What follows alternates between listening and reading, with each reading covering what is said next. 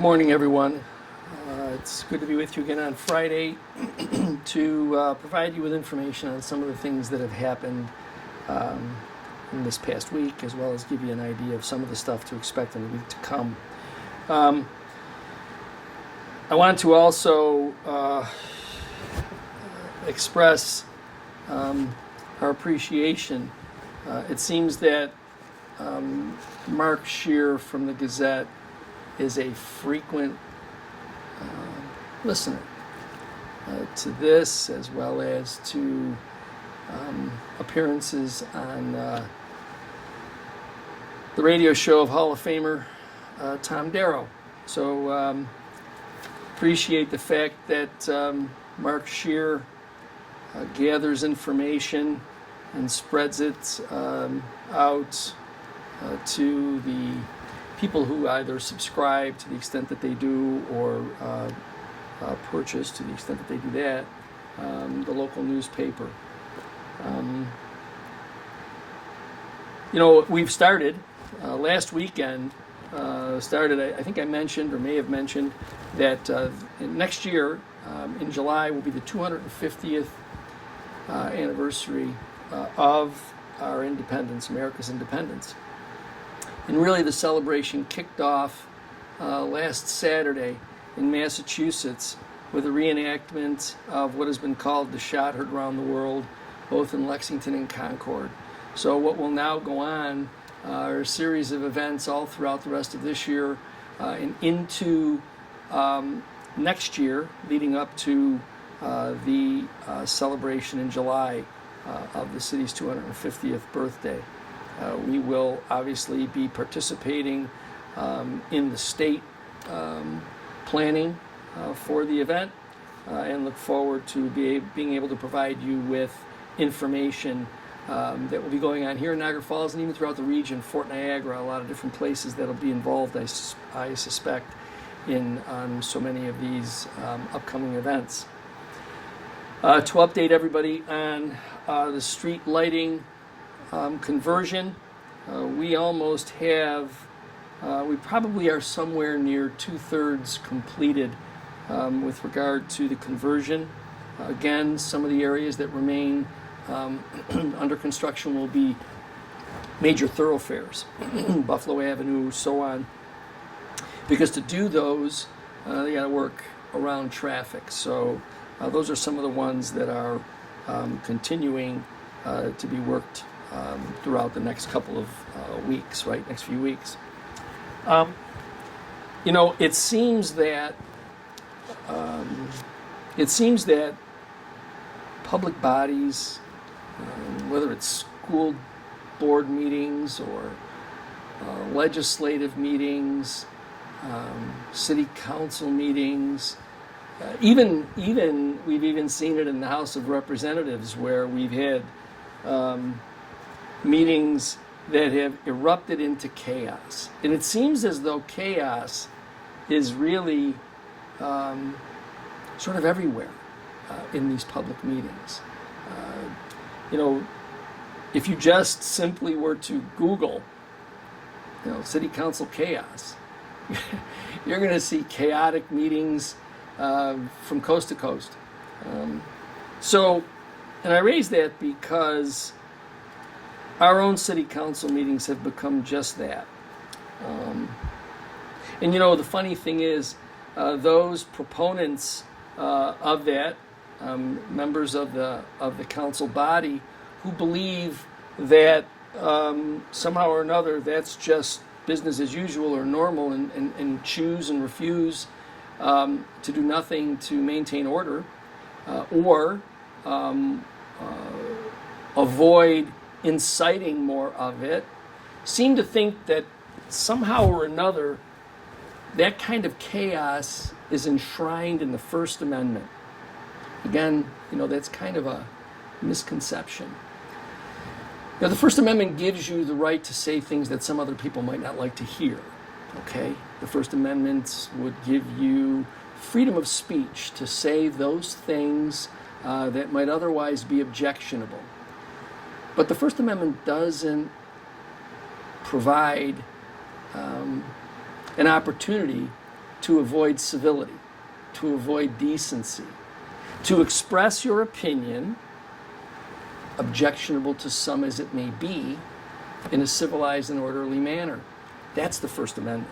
You know, your right to say what you think.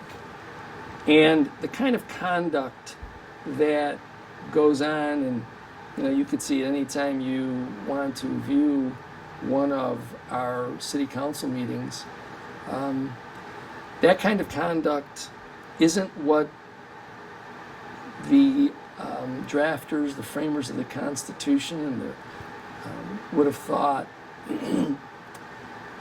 in terms of one's freedom of speech. So, and I think what that does is that chills the opportunity for reasonable people to attend the meetings. It also prevents common logical discourse. Things turn into shouting matches, screaming from the folks who are sitting in the public seating. That's not civil discourse. I mean, it's more akin to what might happen on any given Sunday during the football season. That's not civil discourse. It's not the opportunity for lawmakers to have reasonable conversation amongst themselves or in listening to the concerns of the public. So, it's unfortunate that that chaos, and as I say, it appears to be from coast to coast, and there's really there's less of a desire on the part of reasonable minds to engage when that's the environment that they're in. It also makes it difficult for other public officials to participate. This past week, it seems as though some members of the council aren't interested in taking care of those things that are critical to you and to me. Number one on the list is potholes. What is most remarkable to me is that the items that are on that agenda, they're made available for certainly council members and as well the public well in advance of the meeting. And enshrined in the charter, as well as in terms of administrative rules that predate our arrival in City Hall, there's a methodology to get information. My job certainly isn't 9 to 5. It certainly isn't 1 or 2 days a month. And it certainly isn't an opportunity for me to try and jam everything in just a few hours before I have to go and make decisions on certain things. And so if certain elected officials think that that's the best approach to their work there, then they're really depriving you of good representation. The idea that somehow, and I think one of the council members who attempted to bring some order and civility to the discussion on the agenda item that referred to how the city was proposing, how the administration was proposing that the city address potholes, had it right. It was really about doing something to see which would be the most cost effective.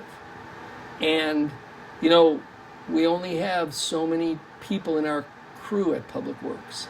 And those Public Works people work hard when they're out there patching holes. And then obviously we will pivot to road repair, where we will be doing the reconstruction of certain roads. When they're doing the reconstruction of certain roads, there isn't a separate group out there to go and do pothole repair. And so all of that information, which by the way was shared by one of the council members, I believe during the course of the discussion, but more importantly, could have been made available by any council member who wanted to inquire if they had questions about why are we paying overtime. We aren't paying overtime. As they patch streets today, they're doing it because we're not ready yet to start doing the road reconstruction. When we get to that point, that crew that is doing the pothole patching right now is going to have to pivot to road repair, reconstruction. And so the only way to get them back to doing some potholes will be to provide for this overtime.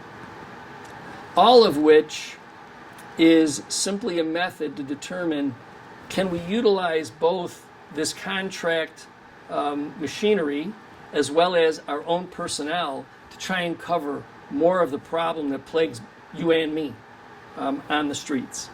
But apparently it was more important for some of the council members to avoid getting additional information, to claim that they need to have people at the meeting, and I don't know how you could go to a meeting that is chaos. That would be nothing more than the continued shouting, jeering, or whatever else goes on there. That's no individual should be subjected to that. And unless and until council members choose not to contribute to it, as well as council members working to prohibit it, it's going to be difficult to get people in the community, as well as people who, department heads or administration officials, to attend those meetings. The meetings aren't opportunities to examine at length proposals that are on the agenda. There's an opportunity for that by elected officials having interaction with the administration. A choice to not contact the administration, a choice to not learn more about agenda items is just that. It's a choice. It's a choice to want to remain with little knowledge, limited knowledge. It's a choice to say, I'm going to come to the meeting and just complain or obstruct things because I choose not to spend more time on the job that I was elected to do. So, again, I would love to tell you that, my work ends when I walk out of here at 5:30, 6 o'clock, 6:30, whenever, but it doesn't. I think anybody who has responsibilities that public officials have, especially with regard to a $100 million enterprise, realize that, the work doesn't end. After hours, if you want to call it that, because in reality I don't have after hours, but after hours, there's still things that can be done. There's emails that go out, there's messages, there's the review of documents. You make a commitment, then make a commitment. So it's unfortunate that that's the choice that these council members have made. But just remember, as potholes continue to be a problem, you have a couple of council members that you can thank for that, and a couple of council members who have information available to them but choose to avoid it. It's easier to avoid it when what you're doing is more interested in projecting an image than really accomplishing the task for which you were elected. So, on behalf of all of us in the administration, we believed that the presentation on this past Wednesday's agenda with regard to addressing the road issues was both logical and potentially very productive. But we won't know. We won't know because there was really a lack of concern on the part of some of the elected officials to make sure that they understood before they cast votes. So again, that's too bad. A few weeks ago, I mentioned that Food Truck Thursdays might go on hiatus. I'm happy to report that may not be the case, that we now have a new director of business development, and the new director is working to make sure that we reestablish Food Truck Thursdays for this season. More on that as it begins to unfold. I think that you'll join me in saying that the Food Truck Thursdays were very, very popular. People enjoyed it. It was a good time to get out at our train station, hear some local entertainment, and enjoy some great food. So I'll give you more information as that also begins to develop. We continue to address the needs in all of our parks. I had the chance to be out with the Buffalo Niagara Waterkeepers this week to talk about what we're doing along the Hyde Park Lake shoreline to help improve the quality of the water, as well as to work toward a more friendly, environmentally friendly Hyde Park. So we've also gotten underway with some of our other projects, improving many of the picnic shelters, as well as doing some other work throughout all of the parks in the city with regard to playground equipment and so forth. So throughout the summer, spring and summer, residents will see work going on in a number of different parks throughout the city, and most especially at Hyde Park. And so we'll continue to provide you updates as that goes on. Also, I didn't take a look this morning, but I know that the SUNY Niagara men's baseball team is having quite the season. And so if you get a chance and you want to go on the team's website to see when they're going to be playing again at Sal Magley Stadium, you want to get out there and watch them. They're a pretty good group of athletes. Nationally, they're pretty well respected. So we're having good baseball back out at Sal Magley Stadium, and you can also look forward to some additional fan improvements as we move throughout the spring and the summer. We've enjoyed a little bit of warm weather. I think that primarily the warm weather is going to start coming more regularly, so that's a good thing. Also wanted to make sure that people are aware. Last night, my wife and I were out and around, and we saw some of the members of the state police engaging in some traffic control. So please remember, not only is the Niagara Falls Police Department out there, but we also have some help from our neighboring agencies. So as the weather gets warmer, please avoid the urge to become a bit more reckless on the road. It's important that you obey traffic controls, obey speed limits, do the simple things, signal your turns, because we have pedestrians, we have bicyclists, we have scooters, we have all kinds of things on the road. We just had an incident a few weeks back with regard to an individual on a scooter. Let's not make that what this summer will be defined by.